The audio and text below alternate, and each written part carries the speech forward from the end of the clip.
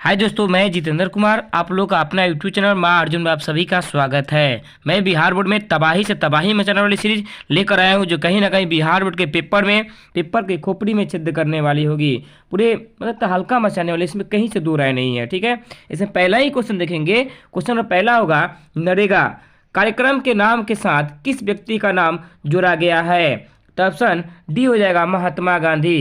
कहा जाएगा महात्मा गांधी। ठीक है, अब हम लोग जानेंगे नरेगा क्या है। तो नरेगा एक ऐसा योजना है जिसमें 100 दिनों का कार्य मिलता है, 100 दिनों का काम मिलता है। ठीक है, यह अधिनियम 2005 में पारित किया गया था, नरेगा अधिनियम। ठीक है, और नरेगा का नाम बदलकर मनरेगा 2009 में कर दिया गया। जो मनरेगा की शुरुआत कहाँ से हुई थी? तो आंध्र प्रदेश से हुई थी। ये भी क्वेश्चन करता है कि मनरेगा की शुरुआत कब हुई थी और कहाँ से? कहेगा 2009 में आंध्र प्रदेश से हुई थी। कतई जहर पॉइंट होगा। क्वेश्चन नंबर 2 है, कागज का आविष्कार किस देश में हुआ था? तो ऑप्शन ए हो जाएगा चीन में। कहाँ हुआ था? चीन में, याद रखेंगे। क्वेश्चन नंबर 3 है, नेपोलियन संहिता किस वर्ष लागू हुआ था? तो इसका आंसर क्या हो जाएगा? ऑप्शन डी 1804 में हुआ था। कब हुआ था? 1804 में। और नेपोलियन का पतन कब हुआ था? तो 1814 में। ये भी क्वेश्चन याद रखेंगे। ठीक है, क्वेश्चन नंबर 4 है, भारत में सबसे बड़ा लौह अयस्क उत्पादक राज्य कौन सा है? तो ऑप्शन ए हो जाएगा कर्नाटक। क्या हो जाएगा? कर्नाटक। क्वेश्चन नंबर 5 है, कपास उत्पादन के लिए उपयुक्त मिट्टी कौन सी होती है? तो ऑप्शन बी हो जाएगा काली मिट्टी। और काली मिट्टी का दूसरा नाम क्या है? रेगुर मृदा, जो कतई जहर क्वेश्चन है।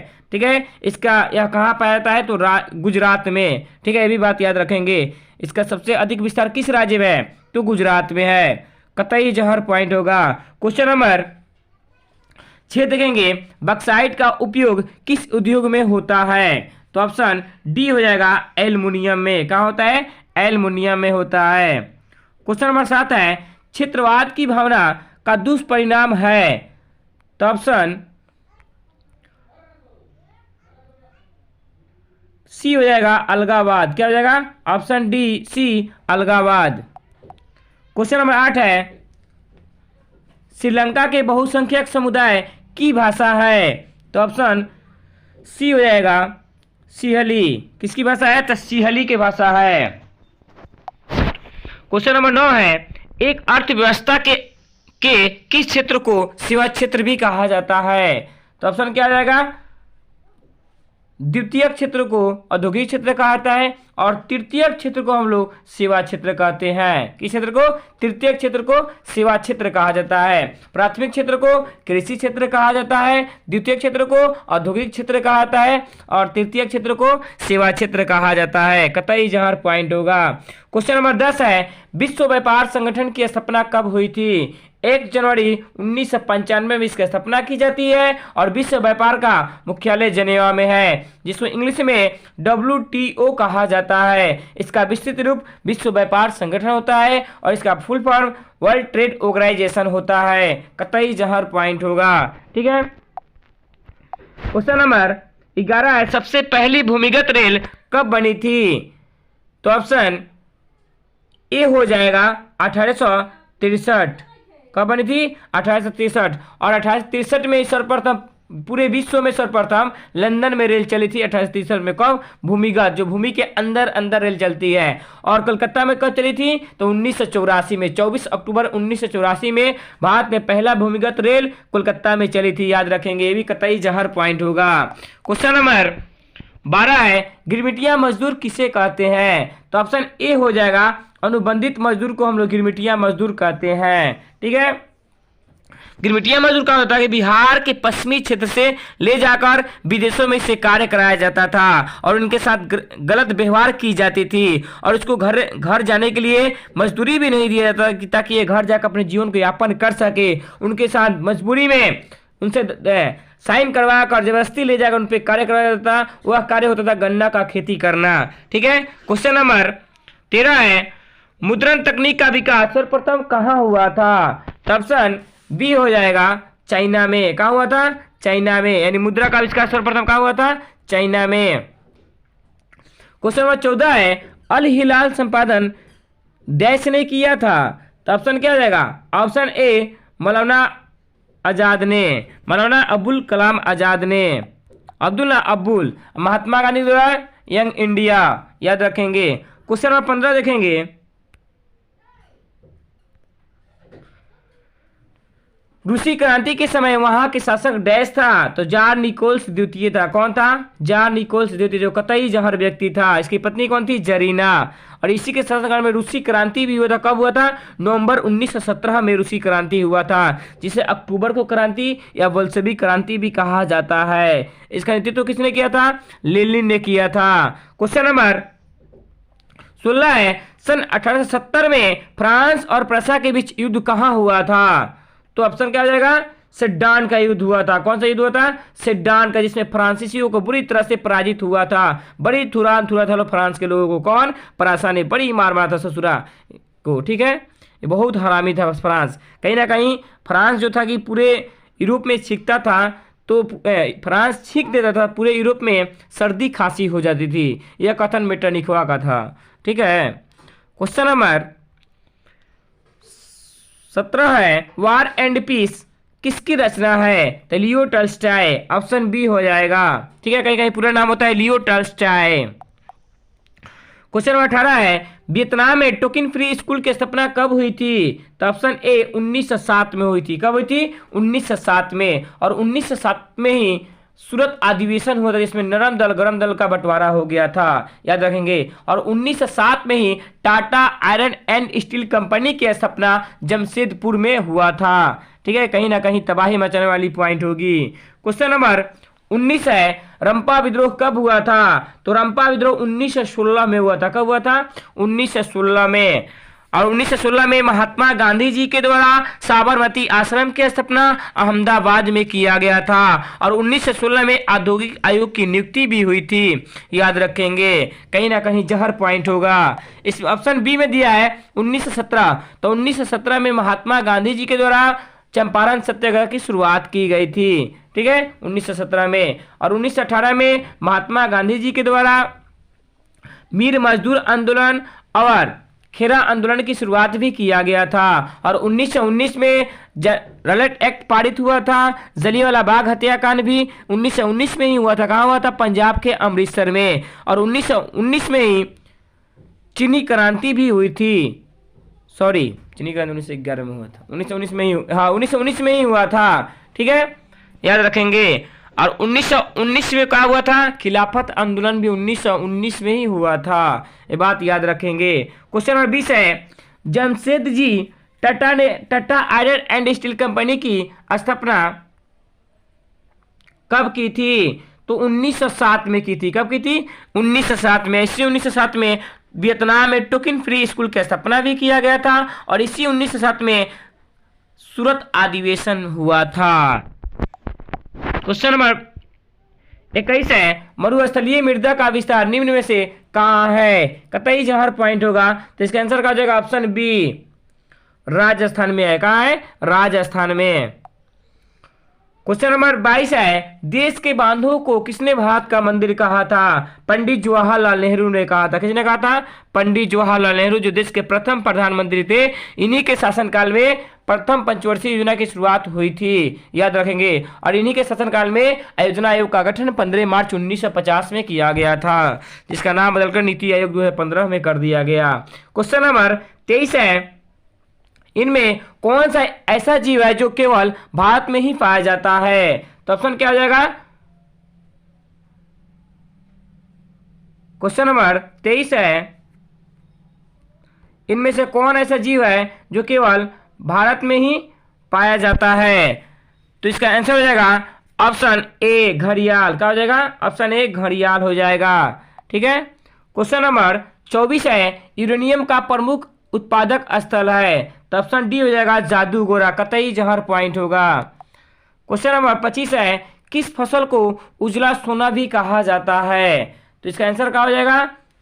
ऑप्शन बी हो जाएगा, कपास को। किसे कहते हैं? कपास को हम लोग उजला सोना भी कहते हैं। और कपास किस मृदा पर होता है? तो काली मृदा, निडगुण मृदा पर। ठीक है, क्वेश्चन नंबर 26 है, संसार के चावल उत्पादक देशों में भारत का कौन सा स्थान लेकर बैठा है अपना देश भारत? तो दूसरा। कौन सा स्थान? दूसरा। तीसरा किसका है? तो वियतनाम का है। ये भी बात याद रखेंगे। क्वेश्चन नंबर 27 है, भारत में वर्तमान रेल मंडलों की संख्या कितनी है? तो इसका आंसर हो जाएगा ऑप्शन बी 16। कितना है? 16।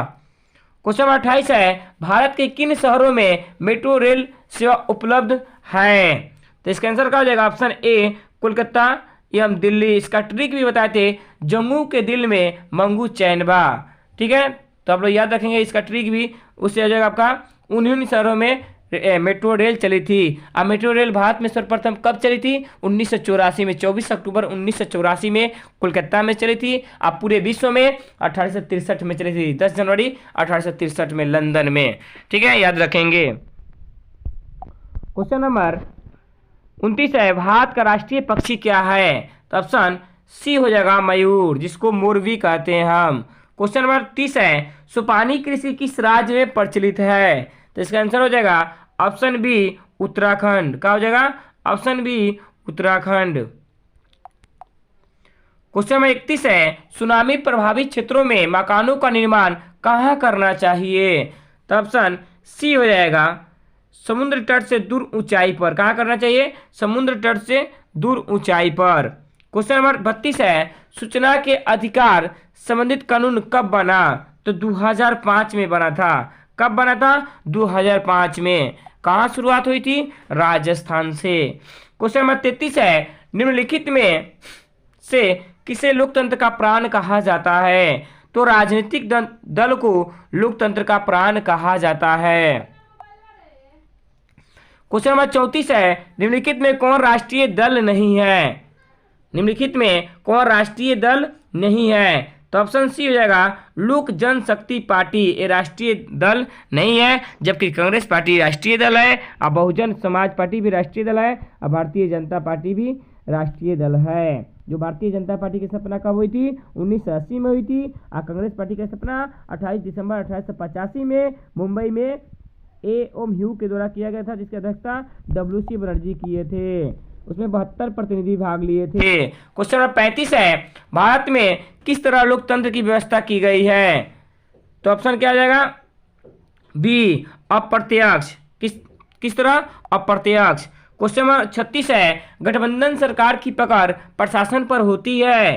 तो ऑप्शन बी हो जाएगा ढीली। क्या होती है? ढीली। क्वेश्चन नंबर 37 है, गठबंधन सरकार बनाने की संभावना किस प्रकार की दलीय व्यवस्था में होती है? तो ऑप्शन सी हो जाएगा बहुदलीय व्यवस्था में होती है। किस व्यवस्था में? बहुदलीय व्यवस्था में। क्वेश्चन नंबर 38 है, भारत में 1977 में हुए आम चुनाव में किस पार्टी को बहुमत मिला था? तो ऑप्शन बी हो जाएगा जनता पार्टी को। किसको? जनता पार्टी को। क्वेश्चन नंबर 39 है, भारत का केंद्रीय बैंक कौन है? रिजर्व बैंक ऑफ इंडिया, जिसकी स्थापना 1 अप्रैल 1935 में किया गया था। इसका मुख्यालय कहाँ है? तो मुंबई में है। ठीक है, इसका राष्ट्रीयकरण कब किया गया था? तो 1949 में किया गया था। वर्तमान में इसका गवर्नर कौन है? शक्तिकांत दास है। ये भारत का केंद्रीय बैंक या बैंकों का बैंक भी कहा जाता है, या बैंकों का पितामह भी कहा जाता है। क्वेश्चन नंबर 40 है, संचार का सबसे लोकप्रिय साधन कौन है? तो ऑप्शन ए हो जाएगा सार्वजनिक टेलीफोन। मोबाइल भी कहीं कहीं देता है। ठीक है, देख लेंगे। क्वेश्चन नंबर 41 है, उपभोक्ता संरक्षण अधिनियम कब घोषणा की गई थी? तो 1986 में उपभोक्ता संरक्षण अधिनियम की घोषणा की गई थी।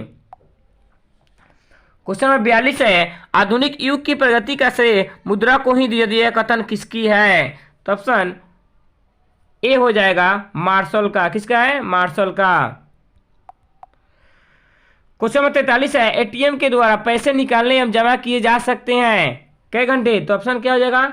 24 घंटे इसकी सेवा उपलब्ध होती है। एटीएम का अर्थ होता है स्वचालित टेलर मशीन। इसका full form automatic teller machine होता है। याद रखिएगा, एटीएम एक प्रकार का प्लास्टिक का मुद्रा होता है जो बैंक के द्वारा जारी किया जाता है। इसके माध्यम से इसमें 6 गुप्त पिन होते हैं। इसके माध्यम से आप 24 घंटा इसे पैसा मतलब निकाल सकते हैं, और ये 24 घंटे आपका सेवा प्रदान करता है। ये बात याद रखेंगे। क्वेश्चन नंबर 44 है, आउटसोर्सिंग का सर्व प्रमुख क्षेत्र है? तो ऑप्शन क्या आ जाएगा? ऑप्शन ए अपना देश भारत आउटसोर्सिंग का प्रमुख क्षेत्र है। आउटसोर्सिंग को हम लोग हिंदी में बाह्य स्रोती भी कहते हैं, ये बात याद रखेंगे। क्वेश्चन नंबर 45 है, ISI चिन्ह अंकित है, किस पे है? तो इसका आंसर हो जाएगा